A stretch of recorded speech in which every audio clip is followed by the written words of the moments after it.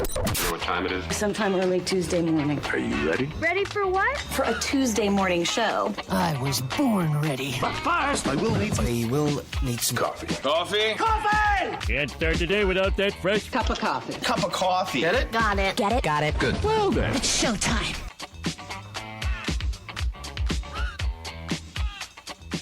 Good morning, DJ and PK. It's 97.5, the KSL Sports Zone. Well, the Utah Mammoth put on a show, but they did not come away with the win. Done in by a horrible start. I mean, it's easy to look at the end of the game and say, hey, you had the lead, protect it, or you got to overtime, you got to score and win it. And those things are true, but don't dig that 3-zip hole. And don't give up a shorthanded goal with a bad giveaway deep in your own end. And hit the open net. Stuff happens. It's 2-2. The series hangs on a razor's edge. It ought to be more entertaining going forward.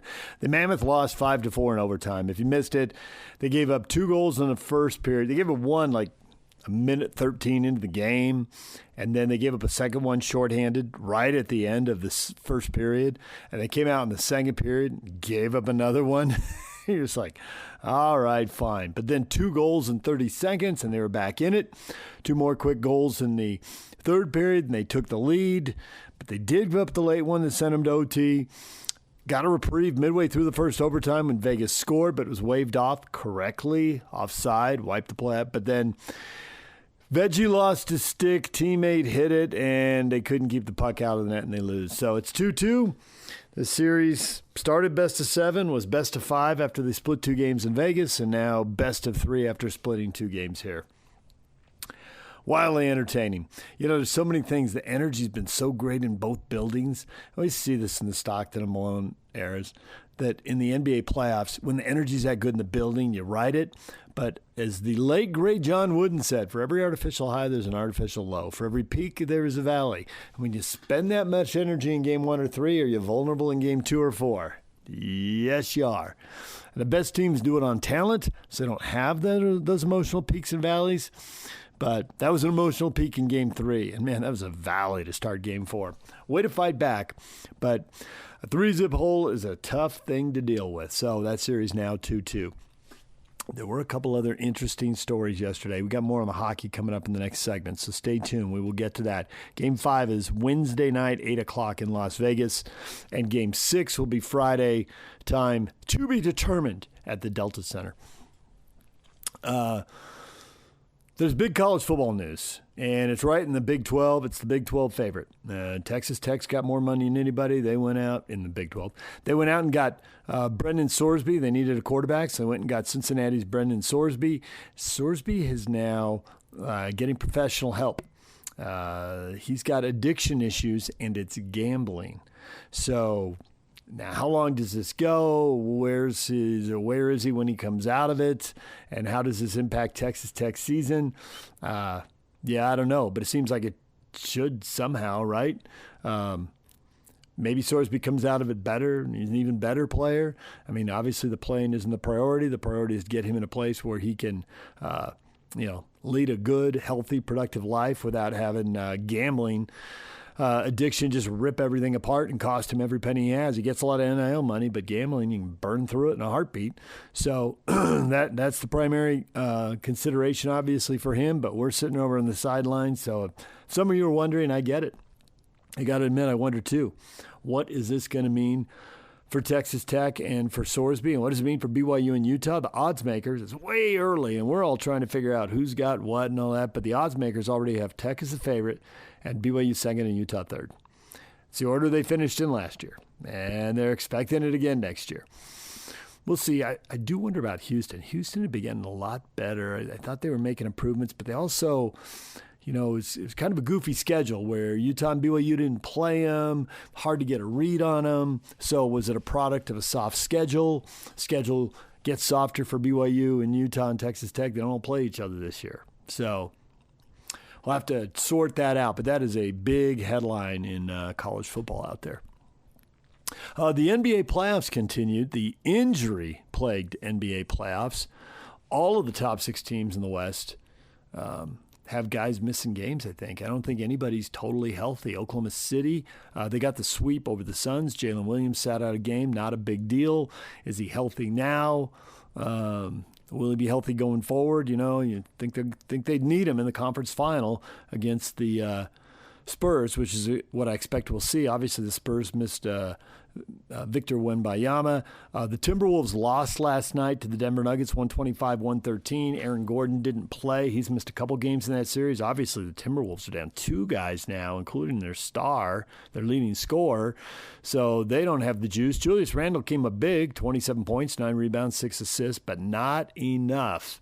So that series in Denver was down 3-1. Now they're down 3-2. Minnesota's got a big Game 6 at home with a chance to clinch, and if not, then it's back to Denver for Game 7, at which point the Nuggets have home court, and they'd have all the emotion and the energy. Timberwolves in a bad spot. And, of course, Houston and Lakers are playing in a series where both teams have had guys miss games. Lakers are up 3-1 trying to close that out. And They don't play tonight. The Spurs will be trying to close out the Blazers tonight. The Spurs are up 3-1 in that series. And the Celtics will be trying to close out the Sixers, and should. Boston's up 3-1. Embiid's been out. There's another team impacted. Hawks and Knicks are tied too. That's the other game. Lakers don't play till Wednesday night, and they'll be at home Wednesday trying to close out the Houston Rockets. If you missed it, Detroit did lose in Orlando. So in the East, the 8 leads the 1 seed 3-1. Detroit back against the wall. All right, we're going to take a break. That's what's going on in sports to get things started. We're going to take a break. When we come back, the best of the Utah Mammoth postgame report. That's coming up next. Stay with us. Insurance isn't one size fits all. That's why drivers have enjoyed Progressive's Name Your Price tool for years now. With the Name Your Price tool, you tell them what you want to pay, and they'll show you options that fit your budget. So whether you're picking out your first policy or just looking for something that works better for you and your family, they make it easy to see your options. Visit Progressive.com. Find a rate that works for you with the Name Your Price tool. Progressive Casualty Insurance Company and Affiliates. Price and coverage match limited by state law. The KSL Sports Zone and Beehive Meals are honoring people that impact youth sports in our communities. Nominate the youth sports volunteer you know for the Beehive Meals Hero of the Week at KSLSports.com/contest. PK, one of your better efforts. You put up a question on our Facebook page, DJ and PK, are the Mammoth converting you yet? And we got a lot of answers on this. Some of them really predictable. Tony, absolutely. Tony, he loves playoff hockey and he loves winning. So that's not very surprising. I think a lot of people buy into that. Nate said converted the minute he heard the announcement. Scott said, I'm a Coyote fan. OG, who followed the team to Salt Lake. Not that surprising. We all know people from Arizona up here. You see the license plates and the bumper stickers and all that. If you don't know someone personally, you still see that. But there are people who have had it. It's been hard. It's been hard on them, PK. It's been difficult. Aaron, my family is all Mammoth fans. I can't turn on my Avs, though. I just can't. It's been 30 years. Aaron's bought in. And he's living in another town, but he just can't make the switch. You surprised? As someone who never did that kind of stuff yourself, you surprised? Or no. You've seen the loyalty run deep. You're not surprised at all. I mean, if that's who he's loyal to, stay to it. Why would you change? Because the team is here and your whole family did. You might go with them. I mean, probably that's the very reason like not to, because your whole family has gone. Brooks, I've been an Avs fan since they've been the Avs. I'll cheer for the Mammoth except when they play the Avs. Okay. Yeah. That's a tough one inside the same division. I have seen people with the split loyalties. You know, it's easier in the NFL when you got an AFC team and an NFC team, and they rarely run into each other. It's easier to have two. It's tough when they're in the same division. Yeah, but I don't have a problem with that. If you're a hardcore, in this case, a Colorado fan, then why would you change? I don't think you should change. That doesn't mean that you can't include somebody else, but I think it's the same thing with me, right? I want to see BYU and Utah win football. Let's just go football, all right? And now, of course, with Bronco and Kerr at Weber and Utah State, I want to see them win. I mean, it's funny now. The 4 coaches that play college football along our area, I have personal relationships with each of them, right? And so I want to see them all do well. But if you go for BYU and Utah, I like to see them do well. When they play each other, I try to be neutral. When they play the Devils, all right, well, okay, well, I'm a Devil, right? And so that's one game. And, one game, and that's in a college football where one game can make a big difference, right? I never want to see the Devils beat them like 50-0, like Utah has done the last 2 times they've beat the Devils, actually, creamed them both times, because I don't want to see these guys, these coaches, suffer. But I'm going to root for the one team over here. I'm certainly not going to show anything when I cover. But then when you've got the 82 games, what's one game? No one game in a span of 82 or 3 or 4, depending on how many times you play them. Now, if you play them in the playoff, that's a different thing. Yeah, different deal. But, yeah. We'll see when and if, probably at some point in time, that will happen. Maybe it can happen as soon as this year. Who knows? But if you have that original fandom, why would you change? There's a lot of people here who have been Laker fans, and yet they still want to see the Jazz do well. I think that, to me, I don't see where that's disloyal or conflicting. I think those can go together. Really, Laker fans who want to see the Jazz do well. Well, they don't necessarily care about the Jazz. See, like Tony Finau, big Laker fan. Mm-hmm. He knows Ryan Smith. You want to see Ryan Smith lose? Guy's a friend of mine. Speaking from Tony, not me. I'm not. Yeah. Ryan Smith's not a friend of mine. But you're not hanging out, going to Cafe Rio together. We are not. I mean, I've talked to him many times, but I'm not even sure he knows my name. I think he knows your name. I love it when you say that, man. Do you say that now just so you can get me to say the other one? You're just prompting me? You think he knows my name? I do. I don't think so. Okay. He may know PK, but that's not my name. I think he knows your name. He listened to the show before he owned the team. We had him on the show multiple times before he owned the team. We had him on talking about BYU, which we're about to get to, by the way. Stay tuned for that. Before he owned the team. Yeah. But if you're Tony and you've been a huge Kobe Bryant fan, do you probably wants to see the Jazz do well, right? Tony's a good example. I could see where, for multiple reasons, he'd have a couple teams. If you grew up fill in the blank, and a lot of people grew up Laker fans, why? Because they won. What a great team to pick. And it's just like we said, there's people from Arizona here who have followed the Coyotes, who are rooting for them now because they know the guys, and it's the same thing with the Lakers. There's so many people from LA here. There's tons. Yeah, and you end up watching them, and it kind of grows on you. I don't see how this hockey team hasn't grown on you because it's fresh. It's Vernon. new. Vernon's your guy. Yeah. Nope, they are not. They got a lot of winning to do to get me converted. Maybe a championship or Stanley Cup is what it would take. Vernon claims he's not on board. That's too late. The bandwagon's full, dude. You're just going to have to keep running alongside it if you want to stay in the parade. The bandwagon is full. Yeah. I love the band Old Dominion, right? Uh-huh. I've seen them. You told me about them a long time ago, before they blew up. Right. Because we've sat in here in commercial breaks. Here's one of the many things that happens in our commercial breaks. PK checks the prices of tickets for bands that may not even be on this side of the country. They could be, playing in Florida or New York or somewhere, and PK's like, oh, look at this. It's $400. I saw them for $40. Yeah. Right. Yeah. I saw them at the depot across the street from where we are right now. The KSL building. Everybody knows where it is, right? They're at the Sphere for $800. I saw them for $85. And isn't that cool that I saw them when they were barely getting started.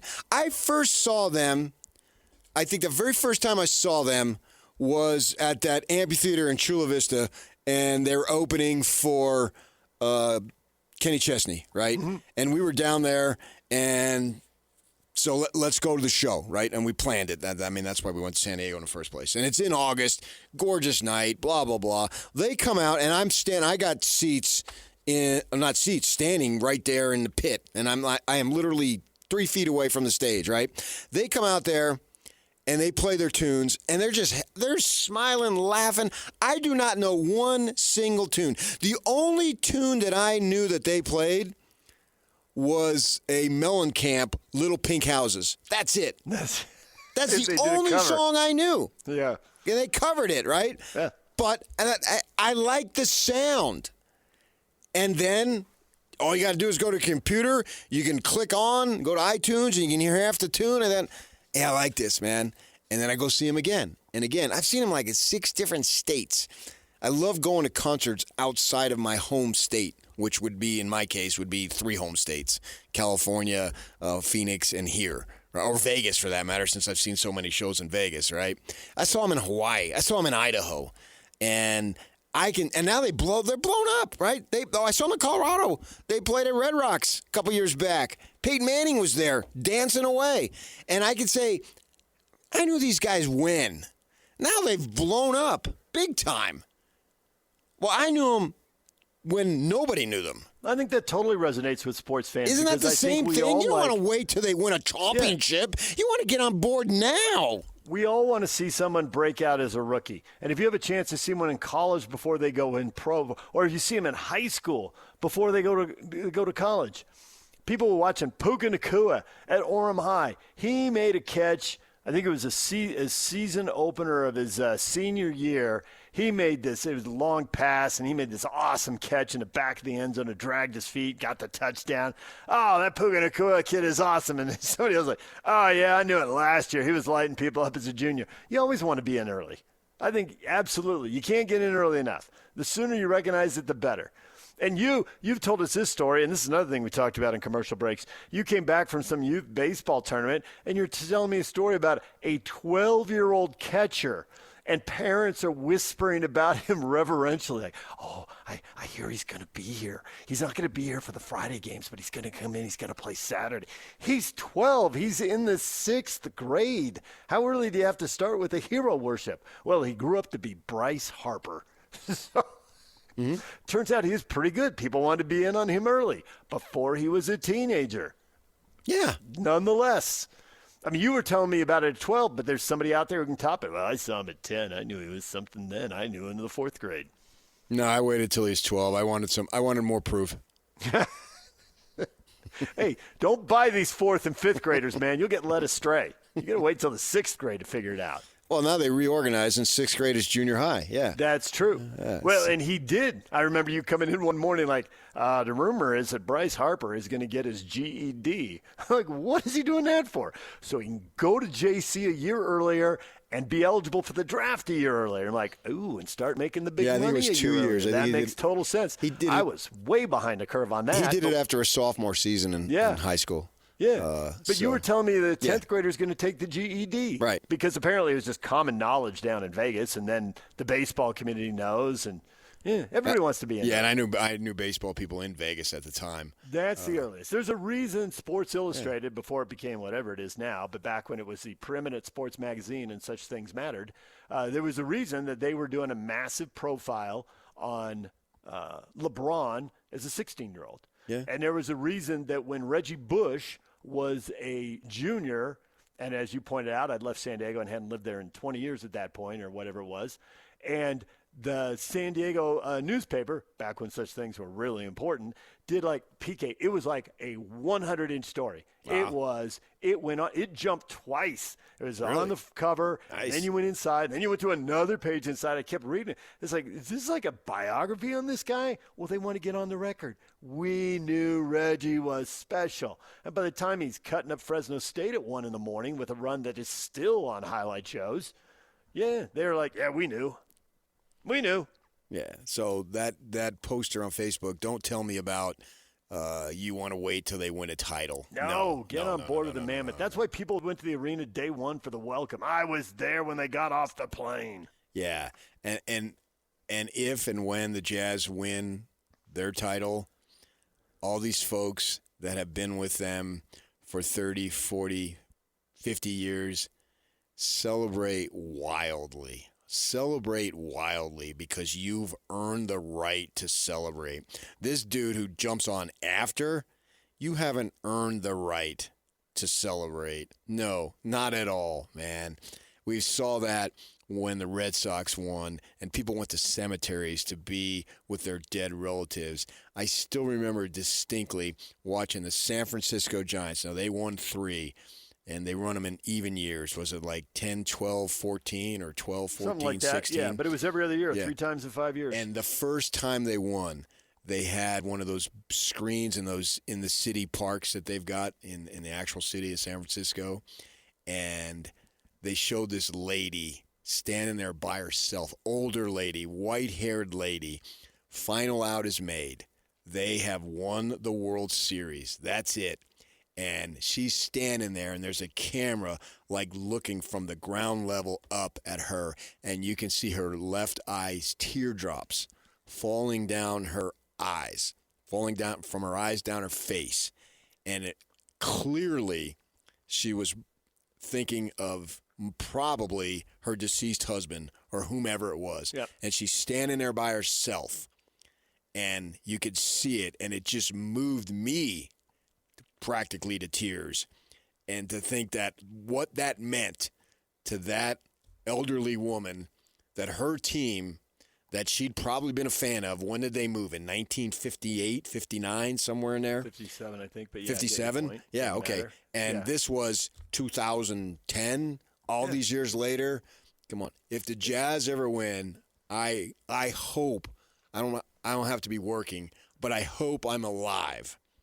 Because I know, and we all know, so many diehards that they deserve the opportunity to jump up and down, do cartwheels, hug people, run out in the streets, do whatever it is that you would do because you were there for all these years.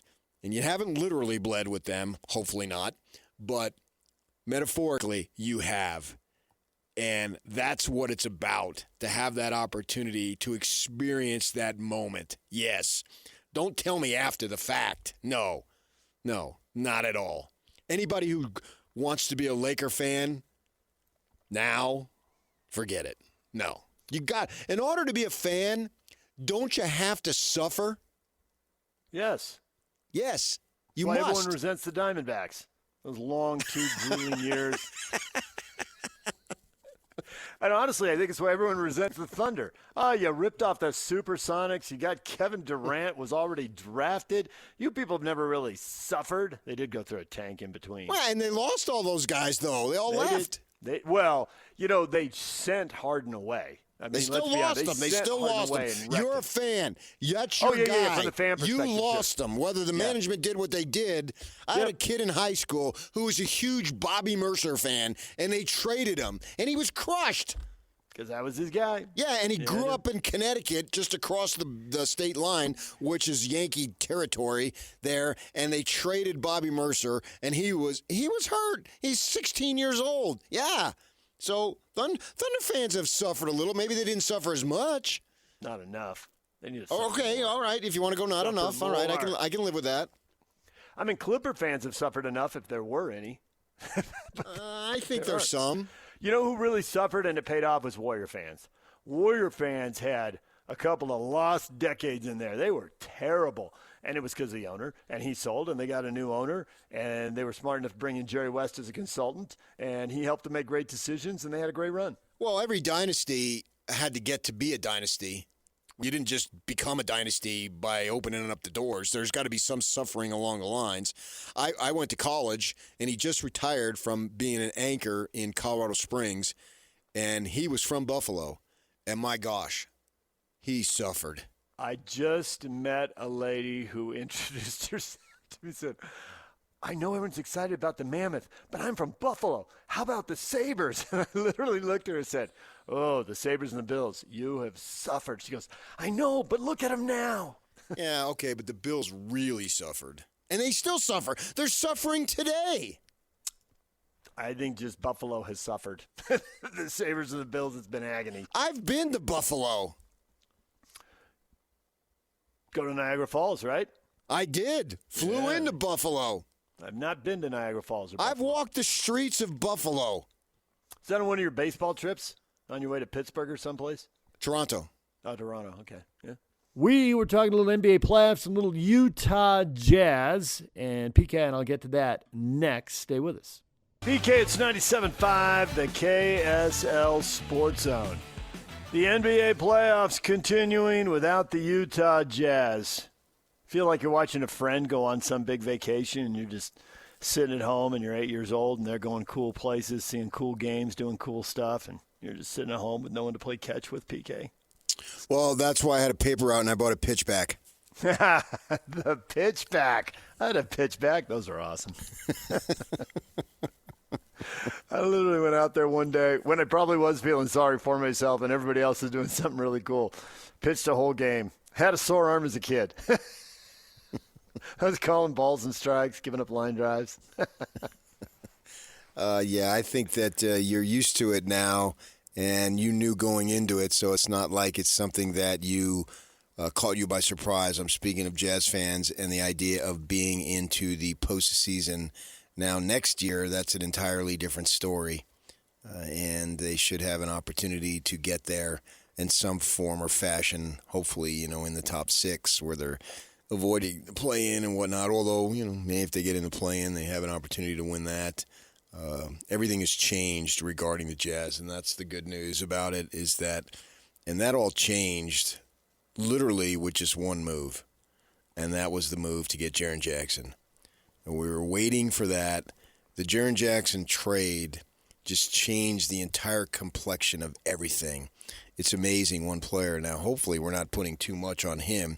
I don't think we are. I don't think we're putting too much on Jaren Jackson because I think he's a very good player, but we're looking at the other players to support him or he to support them, depending on what it is, combined with a high pick that we may be able to achieve here with the lottery. That's the mindset of the management. And even if it's not an extremely high pick, they have so much available that they can go ahead and do something if they need to bring in another quality player who's a rookie. And, yeah, I get it. Rookie's going to take time.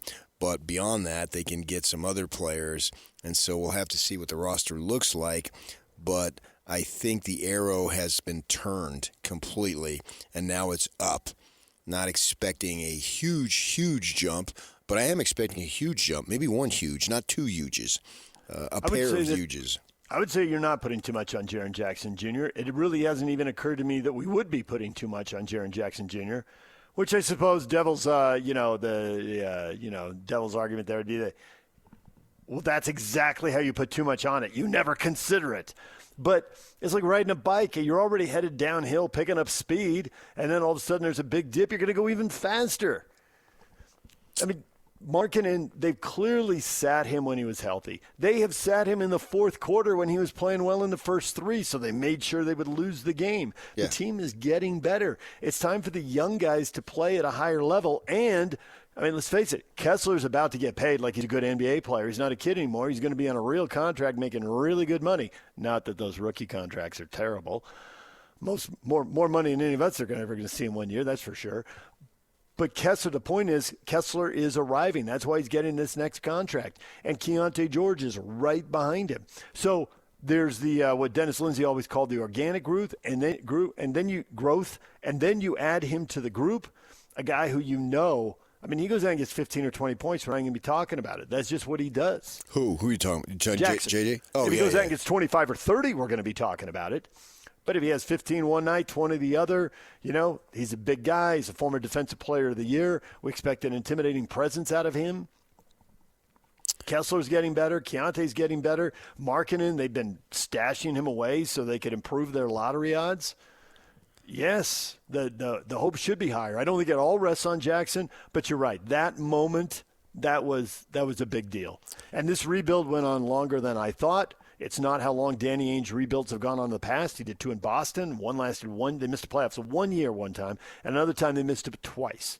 But this trade that I thought was coming, Trader Danny, that's a well-earned nickname, there were no big deals. And, there's all these salary cap restrictions, and other teams didn't want to make a deal and whatever. And finally, Memphis was in the right place at the right time to make the deal. And Austin was here by then. So it took 3.5 years. And then it's like you said, they play out the string on a 4th year because they're 3.5 years in, but we all know. It's like, it's on in September. But it's not, to me, Jackson was a big piece of that puzzle, but it's not all sitting on him. I mean, I got expectations for all these other guys.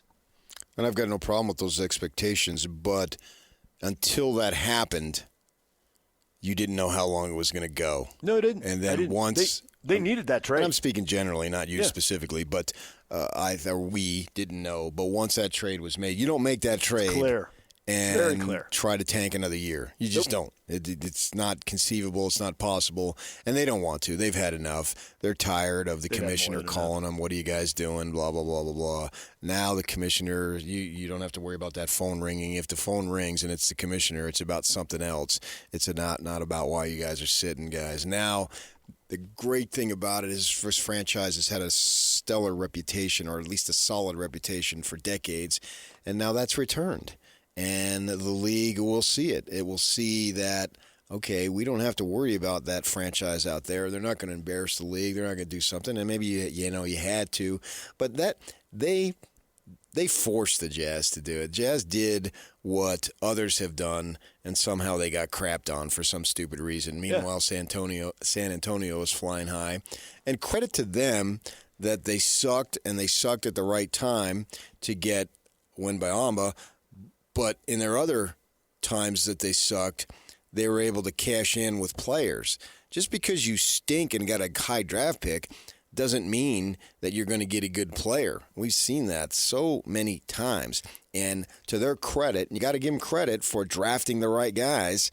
And here they go. And they look like you could draw parallels between the Spurs and what the Mammoth are doing. Young guys all on the come, playing very well, and looking like you're going to have a winning situation in X amount of years, fill in the blank, 5 years, whatever it might be. Who knows? We'll see how it plays out. Now, the Jazz aren't quite there yet because the Spurs obviously have proven it on the floor. The Jazz haven't proven on it on the floor. That's what I want to see. And I'm so fascinated. I can argue that this will be the most fascinating season in the time that I've moved to this area since 1993 when I moved. That, and what I mean by that, the fascination of how is it going to play out for the 10 years that my first 10, well, we knew how it was going to play out, right? You're going to have the one guy dribbling up the floor, dribbling the ball up the floor, looking to make a great pass. You're going to have the other guy score, and some other guys are filling the other necessary holes there. Away you go. Even with the boozer Darren Williams, okay, I pretty much knew how it was going to be. And then in the Mitchell, if you want to call it the Mitchell Gobert era, there was a little bit of a development there. Guys like Joe Ingles and Jordan Clarkson came to pass that maybe we weren't quite sure. I don't think anybody could have predicted Joe Ingles was going to be what he was. Now, it's an entirely blank canvas. Who's going to emerge? Are they going to have a guy who's the guy? Or are they going to have two guys averaging, say, 22 and 18, 19? Or are they going to have two guys averaging 24 and 21? Whoever those two are. Is it the two big guys in terms of Jackson and Markkanen? Where does Keontae George fit in? How does he fit his game in now to where it's a winning situation and everything is magnified? And then you got the wild card over here, Locke, who we all respect his basketball knowledge. Even if you don't like him, we do, obviously, but if you should have a reason not to, certainly you respect his basketball knowledge. I mean, come on. The guy's just so into it, and he's got so much experience now and talks to so many different people that what he says has value, and he's talking about the emergence of Ace Bailey as soon as the middle of next season. That's crazy. How does that all work? Will Hardy has gone from like rags to riches in a sense, right? You're playing to lose, essentially. The guys on the floor aren't, but the management is. And so you've had to deal with that and handle that for 4 years. And the fact that he still has hair on his head and he hasn't pulled it all out is amazing to me. Yeah, and I know he's getting paid great money. I understand that. But at the same time, if he would have been patient, he probably would have get the Boston job.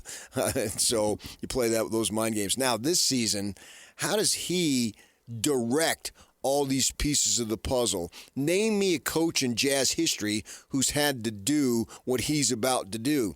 I don't think you can. Now, I don't go back. I know Frank Layden was a character, so certainly we knew of him, but that's the extent of it. Jerry Sloan, when he takes over, right, the emergence of two Hall of Famers, well, don't get in their way, right? I think Jerry Sloan's greatness was in his ability to put lesser players, far lesser players, in roles in which they can succeed, and they did, taking nothing away from how he handled Stockton to allow him to play effectively much later than he probably should have, right? But you knew, don't really mess with those guys. His greatness and genius was the system that allowed role players to really flourish. And what does Will Hardy do? How does he handle this? I am so fascinated how this is going to play out and what it's going to be. It's, for me, after slogging through these last 4 years, I am super excited to turn on that television or go to these games starting from game 1 next season. I think that this rebuild reminds me a lot of that Carlos Boozer, Darren Williams rebuild. I think that last one, with Hayward leaving and Mitchell showing up, that was really weird. It had its own time and it's had its own thing going on there. But Jackson comes in kind of in the Boozer role. All right, this guy's been successful.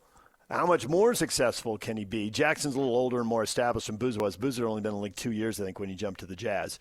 And then you've got D. Will, kind of the Ace Bailey thing, like, man, I see some upside here. This could really work.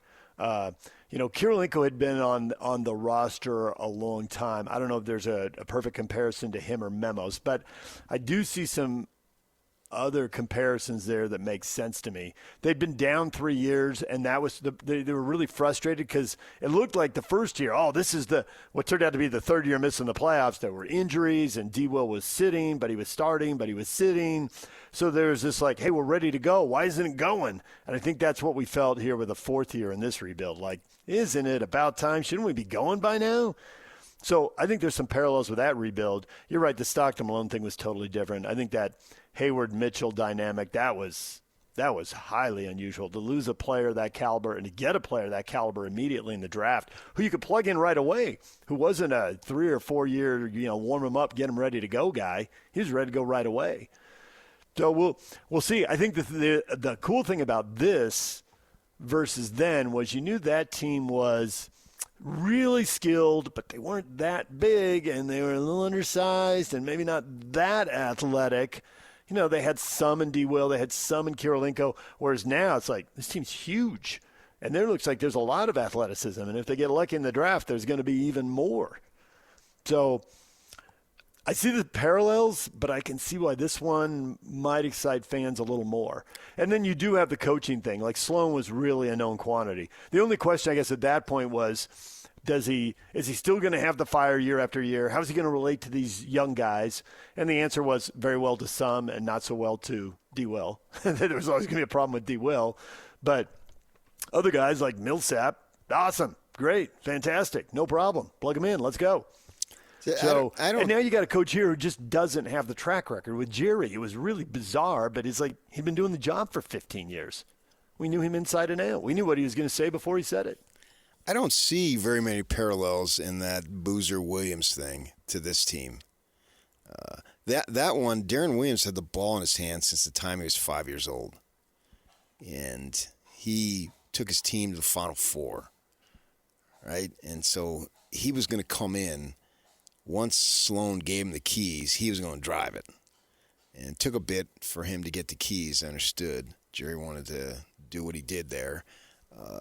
But here next year, who gets the keys? That's what I'm saying. Who has it? Who's going to be the man? We knew once they signed Boozer that, okay, he's going to be the low post guy. They brought in Okur. Well, he wasn't going to be a back-to-the-basket guy. Nope. That wasn't his game. He's going to run out the three-point line and shoot threes while D-Will drove. Okur, I wish he played today. He'd be more valuable than he was then. And who's it going to be? Now, Jackson likes to take threes. Boozer went most of his career with zero three-point attempts. Now he's at the high post. Yeah. High post or low post. That was it. And he wasn't no one was at his position was really a three-point shooter at that point. And Jaren Jackson fancies himself as a three-point shooter. And how's that going to play out? Marketing fancies himself as a three-point shooter, right? Are their games offensively, are they duplicates? I'm not saying they are. I'm asking the question, are they duplicates? How's that going to play out? How's the space going to be for them? Because you're going to need room, right? You have to have space. Spacing is huge in this game. Jerseys talk about it all the time. And so how's that going to play out? And how's that wonderful backcourt of George Bailey fit into the equation, right? You don't want to stifle Ace Bailey's development, nor do you want to stifle Keontae George's his development, because he had massive development this season. Does he deserve an opportunity to have the ball in his hands? Does he deserve an opportunity to be the man? Well, I think when he hits the gym, well, they've been out, their season's been over for a little bit, and so he's going to get himself back in there working. And Ace Bailey, I saw somebody did a little interview. He's talking about, I'm staying here in Salt Lake City. I want to really have a great second season. Okay. Is he the fourth fiddle? It's hard for fourth options to really flourish, right? How's that going to be? I don't know the answers to any of these things. The great thing is that all four guys that I just mentioned, wildly talented. You're not trying to squeeze something out of them that they're incapable of doing. You don't necessarily need them to perform way beyond their capability. You hear, have a career year. Well, Ace Bailey, the next 5 years are probably going to be career years because he's so young and he's going to build upon it. But they don't. I don't think they need these folks to perform way beyond their capability. And if that's the case, how does it all mesh? The messation of this team, I find it fascinating to see how it's going to develop from the offensive standpoint. If you bring back Kessler, I think that's the defensive anchor that you need. And so the emphasis that they put on defensively, as we've heard Will Hardy speak about that over and over, and he spoke about it right at the end there in his final address before they depart for the summer. It's going to be at the defensive end. Great. And I expect that, right? And if you don't D up and give it everything you got on the defensive end, the good thing now is he's got options, and it's not like when Steve Cleveland first took over at BYU, he had no options. He had to play those guys whether they dogged it or not because there was nobody else to play. Here, he can throw in some other guys. But on the offensive end, who's going to be the man? What are going to be the slots? Who's going to be the primary? And 1 through 4. How's that going to be? How is he going to rotate through them, PK? Because none of these guys are going to play 82 games. Some of them, we'll see if somebody plays 75. Right now, I would take no. So you will have some guys at 70. You'll have others at 60 or 65. So those four guys you mentioned, you're right. There's only one basketball. Who gets the shots? But if people are missing 10, 15, 20 games, that takes away some of the pressure. Sure, but they're not going to do that in the playoffs, though. They're all going to be there. Well, we'd like to think so. We would like to think so. We'll see when we get there if they're all going to be there. When we come back, what is trending? The headlines are next.